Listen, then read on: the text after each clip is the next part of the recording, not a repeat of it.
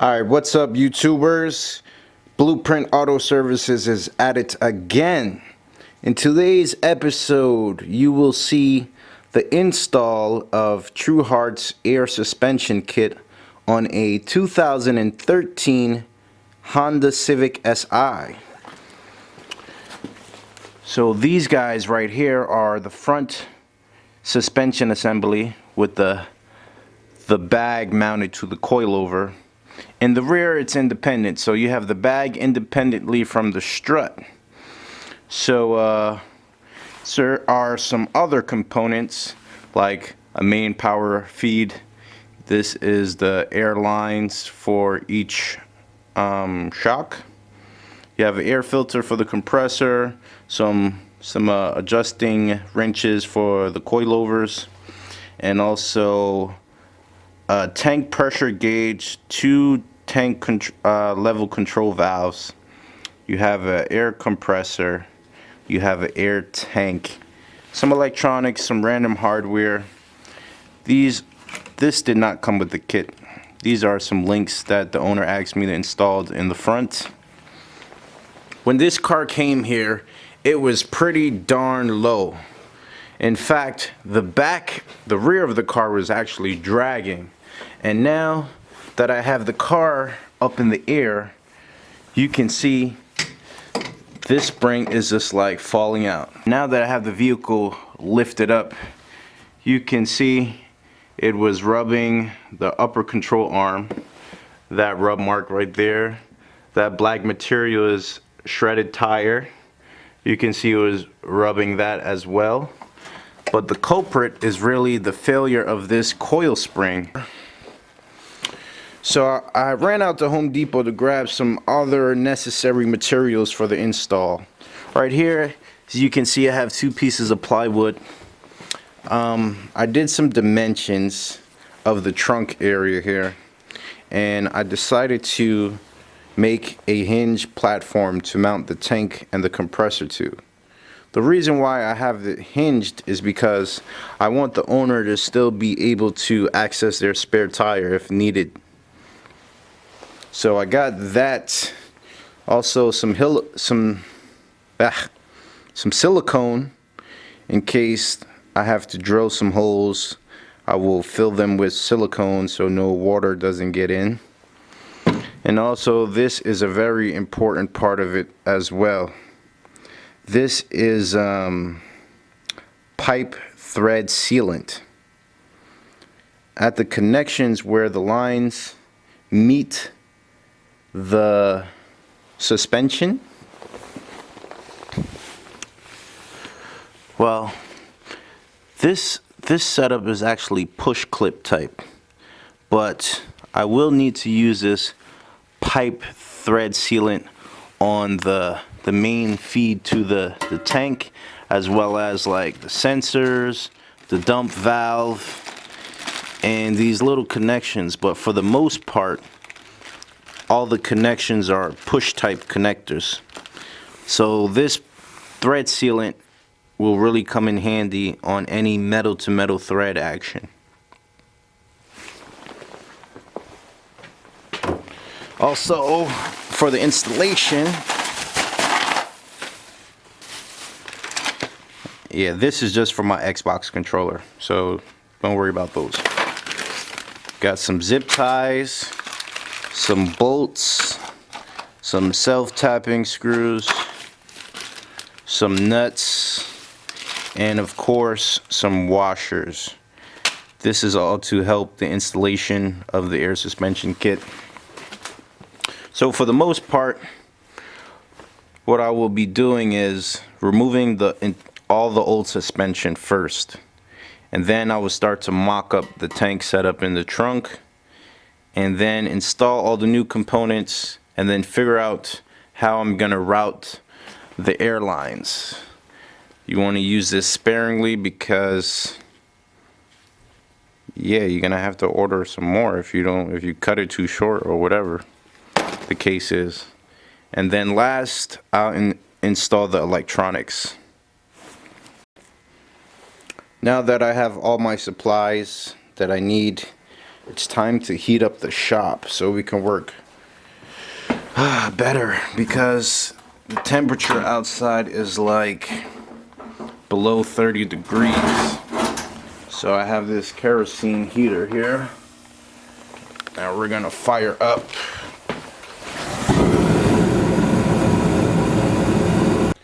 Okay guys, so the first thing that I want to do, I want to remove all the old suspension components off of the vehicle. I'm gonna start with the rear because I'm already here, so I'll just start with the rear.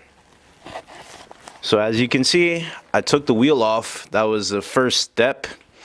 Now the next step, what you guys want to do is get into the trunk, remove this center section right here, and you're going to use like a little flathead or something to plug this guy out. I went ahead and did that already for video purposes. Next is to unclip this black section. I already did that. As you can see, it's just some little tabs holding it on. So all you got to do is just lift it upwards and it'll snap right out. So now that I got that off, it's hard as hell to record and do this at the same time. Next, you want to remove this whatever you want to call this. I would call this a trunk interior panel or whatever you want to call it. So you see these little holes here? There are a bunch of clips holding this carpet thing down, so you want to remove the clips. And then once you get the clips out, you'll be able to move this out of your way. And this is what we're looking for right here. This is the nut for the rear strut. We're gonna have to loosen that nut in order to get this strut out. And I believe that is a 14mm bolt or 14mm nut. Use whatever tool you want, but I prefer a gear wrench. That works usually. You can't really fit an impact gun in there, so a gear wrench is good. Okay, it's kind of dark in here, but this is my 14mm gear wrench. I'm gonna go ahead and start loosening this bolt. And if the whole entire piston starts rotating when you're trying to loosen this, there's usually an Allen key hole in the center of this. So you want to find an Allen key, so you hold that, and then you're just gonna wrench this off. So mine's is spinning right now, so I'm gonna get an Allen key.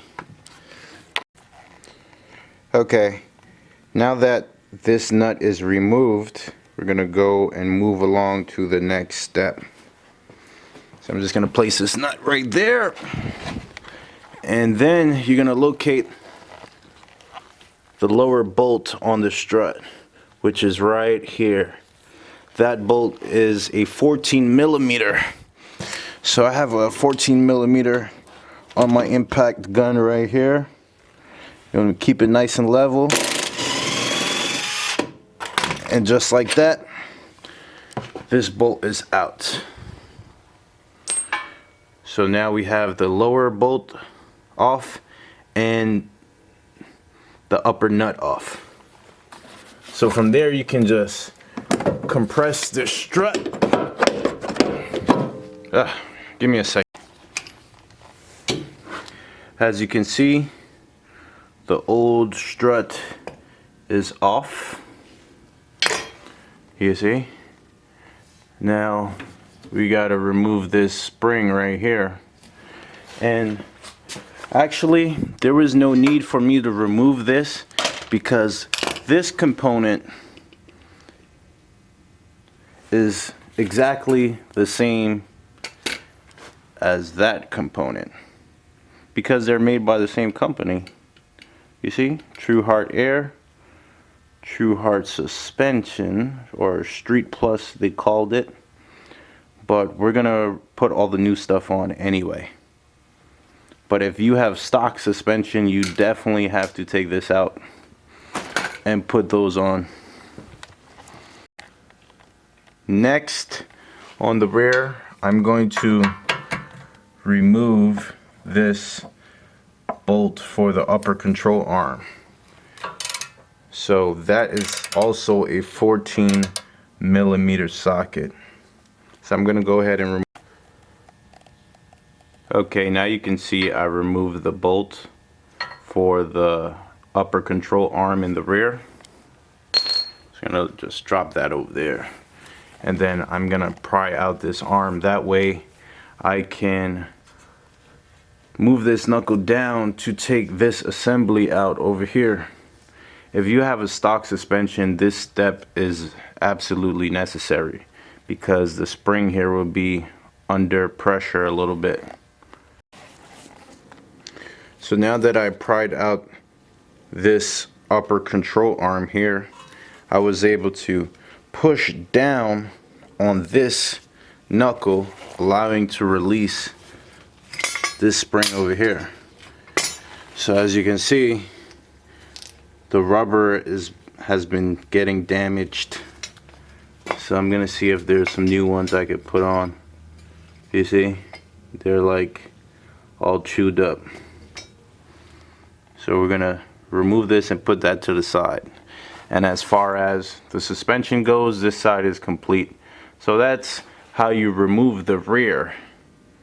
No need for me to show you the other side. So the next portion of the video would be showing how to remove the front.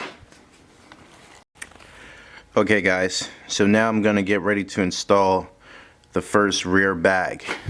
So first things first, the portion that has the inlet for the air is going to be facing the top. I removed these two nuts, which are 14mm nuts, so that way I can remove this bracket here. I'll show you guys. I got a little smudge on the camera there. Hold on. Okay, I'll show you guys what I'm going to do with that in a second. So on the lower portion of the bag, you have this round shape. Now this is the original grommet from the coil spring. When you remove your coil spring, you're gonna see there's like a little hoop that goes around one of the coils. You're gonna have to trim this thing down with a scissors or a razor blade. That way it fits on the bottom of this bag snugly. So it's gonna fit.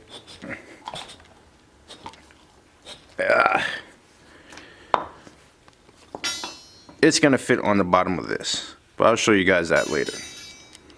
Right now I'm focused on mounting this. If you take a careful look, you see there's 5 smaller holes going around the perimeter of it. They want you to drill a 5mm hole and rivet this portion to the top of the frame there. The manual says it came with rivets. I don't see any rivets in this package at all. So what I'm gonna do, I'm gonna use these sheet metal screws here. I'm gonna drill a pilot hole and then I will screw this in place. But you don't want to screw this in place first because then you won't be able to bolt it back to the bag. So what I plan on doing is I'm gonna mock this up there, drill my pilot holes, and then I'm gonna assemble the bag back together, and then I'm gonna screw my self-tapping screws on the perimeter to hold it in place. So let me go ahead and do that, and then I'll show you guys what it looks like. Okay world, as you can see, I drilled some holes in the frame there, 5 holes to be exact, so we can mount the top portion of the rear bag. It's gonna go like this. It's gonna go like that with the cutout facing towards the wheel so the airline could go to the bag. And also, I highly recommend you get yourself some titanium drill bits to cut this metal, because it wasn't easy. It was extremely difficult to make these 5 holes. And I got some of these sheet metal screws here, M8 by ½ inch long, and also some washers. And I'm gonna be putting some Loctite on these bolts, or on these screws, so they don't back out. If you guys want, you could drill the 5mm hole and then install the rivets, but I'm gonna do it this way because I don't have the rivets. Okay, now I'm reinstalling the top hat, the cutout facing the inlet for the airline. Screw back on these 14mm nuts on the top here. You gotta tighten them up. So I'm one-handed, that's why, with the camera. Yeah, so that's good. Now I'm gonna go ahead and position this bag in there, and then I'm gonna Loctite my screws and mount these screws down on the top here. Okay, now you guys can see the bag is positioned there. So my setup is gonna be, where's that thing? So I'm using one of these bolts, or one of these sheet metal screws, one washer, and then I'm gonna use this blue medium strength Loctite. I don't know why this camera's not focusing. I'm gonna use this Loctite on it. I'm gonna align all the screws first, and then I'll tighten them down. Okay guys, got the bag installed, got the strut installed. As you can see, the bag is not going anywhere. I just gotta bolt the top portion of the strut. It's a little dark. It's my light. Yeah, now you guys can see.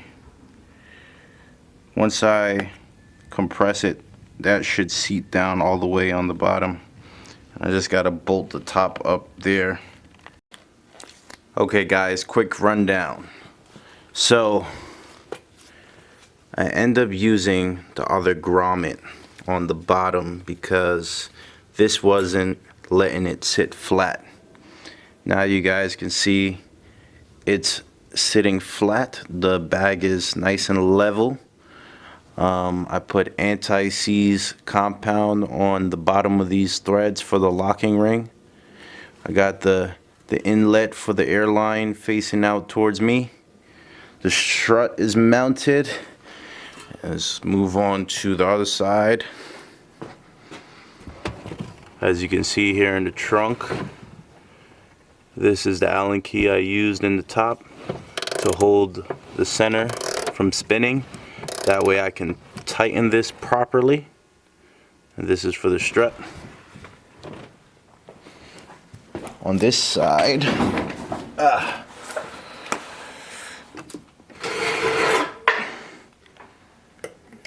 you guys can see the anti-seize compound on there, and I'm tightening this strut. Also, this bag is in. It looks a little crazy because I have the jack compressing it, and I just gotta attach the upper control arm. Okay YouTubers, so right now I'm mocking up the trunk. The dimensions I came out with was 35 inches long, 34 inches wide, and 12 inches down where I cut it in half so I could put hinges on there. That way the owner could access their spare tire without moving the tank. Now, as you can see, it's not going down all the way because this wood is not flexible compared to the mat that was in here. So I made a mark. I'm gonna take down the corners some. That should be enough room to allow this board to sit flush. And if that still doesn't work, I'll just take down some of the corners in the back. So it's going to be like this. You can lift this up on a hinge and you can get the spare tire, and that section back there is where the tank and the compressor will be mounted. And this is a sanded plywood, so it's nice and smooth, and I should be able to fit the mat right over it. What I have to do is plug my circle saw into this light like so, something like that.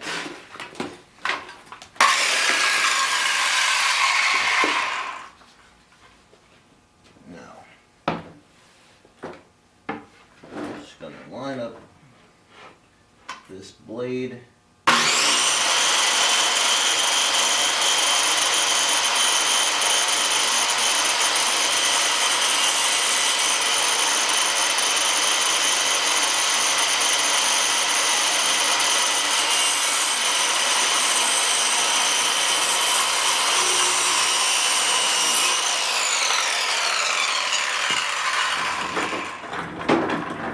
Do the same for the other side. Okay, line up my blade here.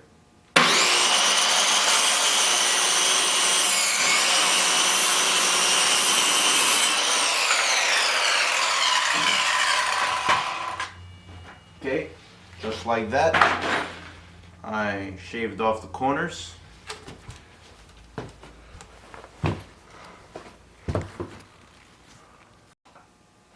Okay. Cut this guy again.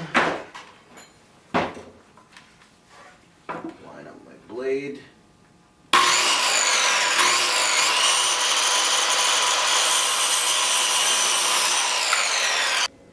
Okay, now you guys can see the border is completely flat in the trunk. Thanks to rounding off my corners there. It's kind of dark, but you can see the corners are rounded off. And also 12 inches down to allow for a hinge feel, so I can access a spare tire. And also, to make this easier to lift up, can either mount a draw handle on here, or you can just simply cut a hole in this so you can stick your finger through it and lift it up. But for now I'm gonna focus on the tank setup. So this is how I am envisioning the tank setup. Yeah, as you can see how this works. It's hard to hold the light. Let's see. So I'll be able to lift this up and the tank stays stationary. And also you could put a speaker box in front of this and without having to worry about the tank. This is the wire here for the subwoofer. So that's pretty much how his trunk setup is going to be. Okay, YouTubers, so those two white dots are my whiteout. I marked the position of the tank in the car, and now I will be drilling a hole for the bolts that I will be using to mount the tank to the wood. So I went with a drill bit that is about the same diameter as the bolts, you see. So I'm gonna go ahead and drill the holes and then we'll move on from there. Okay, what's up guys? So I came up with a new design in the trunk. I eliminated the secondary board. So my new plan is I'm gonna bolt this tank and the board to this plastic carpet composite thing. So originally this was straight, it did not fold at all. So what I did was I measured my wood piece and I used a razor and I cut the plastic, but I only cut the plastic deep enough so I don't cut the fabric. So now it bends like this because, as you can see, it's cut down there, this plastic board that's underneath. What's up, YouTubers? So now I'm getting ready to install the Vera Air Essential Management System. As you can see, there's a pressure gauge and there are 2 channels. Now, as you can see, the gauge has 2 needles to indicate the pressure on either channel. This also has 3 inputs. I disconnected one because I'm going to be taking this apart. 2 channels for front suspension and rear suspension, and also 1 channel for the input of the tank pressure. Now, I decided to place this management system right here. This is the plastic trim cover that goes underneath the steering wheel. They have these convenient little pop-out panels right here. I'm going to try to fit the switches in there, and right next to it I'm going to drill a hole for the gauge assembly. This way the driver has easy access, and also it looks factory. And if they decide to upgrade this system in the future and they don't want this big hole anymore, they can simply just replace this part. Fairly inexpensive. So my plan, I've been trying to put this in different locations the way it is with the 4 screws and just bolt it down, you know what I'm saying? But the places where it fits, it looks like I would have to cut a big hole, and I didn't want to cut a hole in their center console, and plus it's much harder to run all the piping through the center console. So what I'm gonna actually do is I'm gonna take this apart into its individual components. So I'm gonna take the gauge out separately and these 2 switches. I'm gonna put 1 switch over here, 1 switch over there, and then the gauge over here, and then I'll plumb everything back together.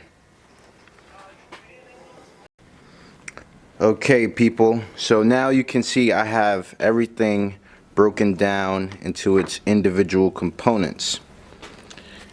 Now this part right here came out of this came out of this panel.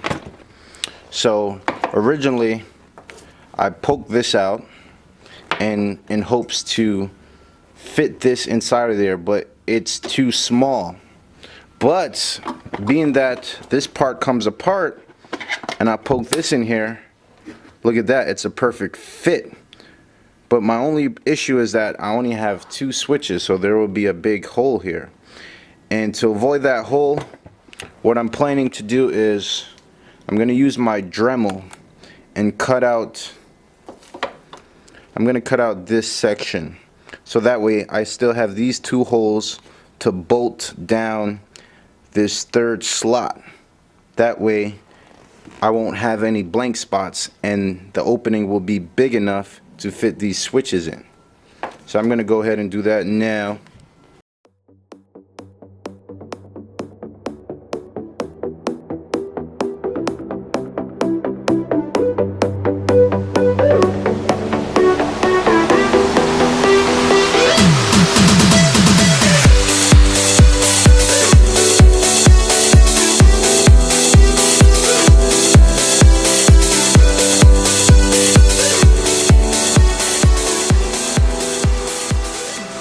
If you look carefully at the switch, you see there's a DEL and a SUP. I believe the SUP is for supply line, so I'm going to leave that one on the bottom. So I'm going to prop this switch in there, like so. And then the same thing for this one, supply on the bottom.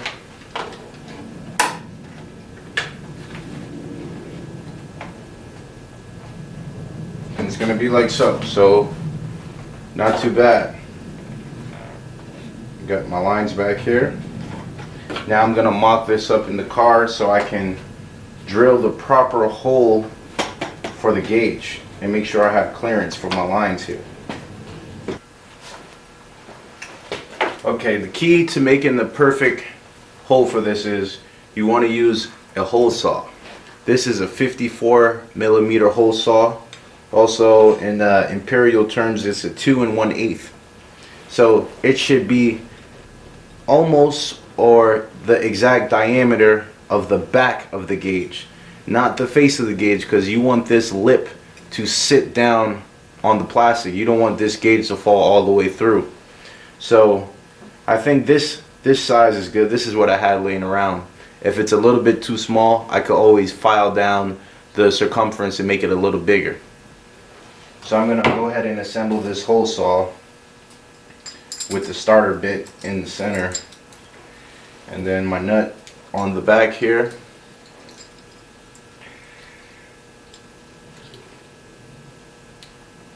Yeah. Try to get it lined up.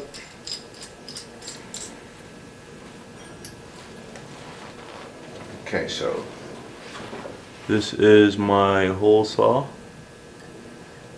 I'm gonna use, but first I'm gonna place that thing in the car so I go exactly where I want the gauge.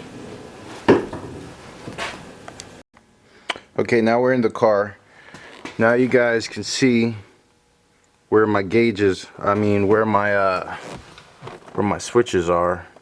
So right next door to it, hold on, let me adjust this light. I want to drill the hole for my gauge right in this area. I already checked behind there. There's no wiring or any metal brackets or anything of importance that's in the way, because you always want to check behind these panels because you don't know what's behind it. You don't want to cut any wires. You don't want to damage any brackets. So this area is a good area. Okay guys, as you can see, the hole is cut out, but just a quick tip. I unlatched this steering column right here because my drill wouldn't fit where I wanted it to. So by unlatching this, I was able to slide the steering wheel out towards me and turn the steering wheel so that this big open section is right here. That way I could fit the drill in right here, so I could drill a straight hole. So the gauge is right here. This should fit in no problem. So let's get these wires in there just to do a test fit, and look at that, it's like perfect. So I got my two switches there and my gauge there. Okay YouTubers, so here's the parts most people don't get to see. I don't know if I showed you guys this yet, but this is the setup on the panel for the controls. As you can see what I did there, it's gonna look like this. Let's move on to the trunk setup. This is how the trunk setup is gonna be. As far as the wiring, I tapped into the amp because this was already here. So I got my power source, my ground, my ignition source, all from the amp over here. So this is my relay. You see my pressure switch is wired up. My compressor is wired up. So I got compressor, pressure switch, relay, main power source, ground, and also, yeah, the pressure switch. So for the rear, because the rear is on one channel, so I got the line coming out of the bag. It goes underneath the car, and the line on that side goes underneath the car, and then there's a T-fitting that feeds it one line directly into the car. And that line runs along here, and it goes up to the front where my control panel is going to be. So I have two air lines here. One is coming from my rear suspension. The other one is my tank feed.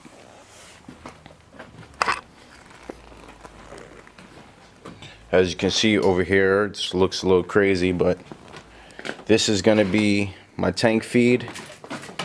I already ran this one, is from my rear suspension, and then I got my front suspension coming in from the front. I did the same T bracket because they're both on one channel. And the only other thing left to do as far as wiring, this gauge has a light on it, so all I need to do is ground out this wire and then tap into ignition source for the power wire, or maybe when you turn on the lights, this light will come on too. So that's that. I didn't secure everything yet. I'm basically getting everything in its place. So right now I'm gonna go ahead and start getting the control panel in its place. Alright, what's up YouTubers? You guys are gonna kill me. So my batteries died during the installation for the camera, and I didn't have a chance to record the front installation process, and I was gonna wait until the batteries charged to like start working. It was already getting late, and I had a deadline to get this car done because the owner was trying to drive the car to Florida. So I just kept working through the night. Plus, on top of that, it was really cold out, even with the kerosene heater on. So I end up not recording the front installation. But I will kind of describe to you guys how it went. So for the front, obviously you have to take off the wheels, and then you're going to see two bolts and nuts connecting the strut assembly to the knuckle. The knuckle is the part where the brakes and the rotors are. So you're going to disconnect those bolts, and also there's going to be a 12mm bolt that holds the brake line to the strut assembly. You need to remove that as well. And you're going to have to unclip the ABS line that goes into the bracket of the front strut. So you're going to remove brake line, ABS line off the strut. You're going to remove two nuts and bolts that holds the bottom of the strut to the knuckle. And then next, what you want to do, you're going to pop the hood, have the hood up, and if you look on the, what do you call this piece? Basically that molding where the windshield wipers go, there's a little pop out access panel. You're going to pop those panels out, and you'll be able to access the 3 bolts on the top hat. There's very tight space, so, and there's no need for you to remove the entire plastic piece. All you have to do is just fit a 14mm wrench in there. You want to take the furthest one in the back out first. That way it still has pressure, so you can easily unscrew it with your fingers like that. So you're going to take the rears out, and then you take the front. You might need a jack or like a piece of wood to like compress and decompress the strut in order to align holes and take bolts out properly, and then you'll be able to take the assembly out of the vehicle. So once that's done, you're going to get your bagged coilover assembly, and if you have the Tru Hart suspension like he does, the front does not have a push type fitting. It actually has a compression fitting. So that compression fitting, you're going to want to face it towards the inner part of the engine bay. So like if the wheel's facing me this way, you're going to put the compression fitting on the back of the bag. Now I'm going to tell you guys what happened to me with the front. So I managed to route the lines from each bag underneath the car. I went on top of some lines underneath, so that way it was out of the way of the downpipe, because the downpipe could potentially melt the airline, and you don't want that. So you want to route it as far away as possible from the downpipe. So I did that on both sides, and then I put the T-fitting, and then with the T-fitting I went in through the engine harness grommet on the firewall, and it came out right almost near the gas pedal, and then from there I ran it under the dash to my control panel. So everything was good. I adjusted the ride height on the coilovers. You might want to watch another video to adjust ride height on coilovers. And I did the same anti-seize on the threads and everything. So after I got the car working, everything was good. Car was driving. I test drove it. It was good. So now I turn over the car back to the owner, because I only took the car around about 2 blocks. I didn't get a chance to fully thoroughly take the car through its paces. So it was working fine for the most part. So the owner got the car back, and then I received this phone call at 3 in the morning, and a snowstorm's coming, and this guy is supposed to go to Florida tomorrow. So it was like the worst scenario ever possible. So being that the person that I am, I drove all the way out to Queens with my tools in the trunk, and his front suspension aired out on him. So I was worried that maybe it was the downpipe that melted the airline or something like that. But when I got there, one of the compression fittings, the line broke at the compression fitting. And this was because the front suspension, it steers with the car. So if you turn left, the strut turns left. And if you turn right, it turns right. And I guess this motion, it put a force on the airline, eventually fatiguing the plastic, and it snapped.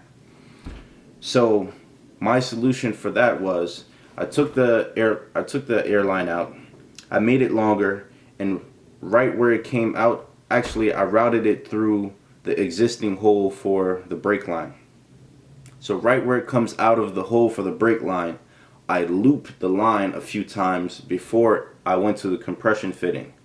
That allowed the line to have some movement in it so it won't crease when you make a full lock, left or right.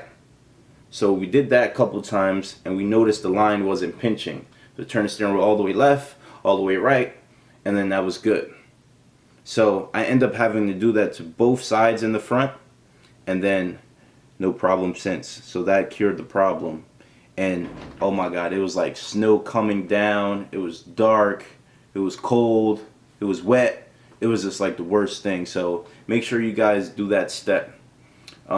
If the owner ever comes back to me and I'll get a chance, I'll take the wheels off and I'll video to show you how I looped the line so you guys can see clearly, because that was a major problem. On my friend's Phil S2K, shout out to Phil S2K, make sure you guys go subscribe to his channel. He vlogs daily. He has a dope ass S2000, a dope ass Honda Element, and he's consistent, unlike me. But yeah, so if you guys know Phil S2K, I bagged his S2000, and he has airlift performance bags, and his bags, they don't use that compression fitting at the bag like the Tru Hart did. It actually has a steel braided leader line, so that was the flexibility it needed for that movement. So the Tru Hart didn't have the leader line, so I ended up having to loop the airline to make it work. So if you guys don't want to do that, you can actually search online and find steel leader lines and take out the old compression fitting and pipe in a steel leader line. But you would have to measure the threads and get the correct sizes and the lengths. We didn't have time to do all that because this guy was going to Florida the next day, like I said. So I ended up looping the lines, and that was it. So now I'm just going to show you guys the after effects of how the car looked. That's the only other footage I managed to get after I charged my batteries overnight. So make sure you guys like, subscribe down below, and share this video if you liked it. If you have any questions, drop a comment below. If you have any suggestions, drop a comment below. And stay tuned to Blueprint Auto Services. What's up, world? As you can see, the SI is on the ground. It is really and truly on the ground.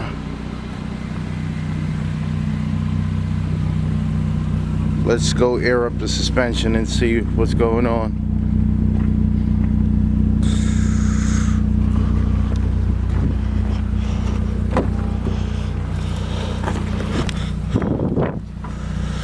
As you guys can see,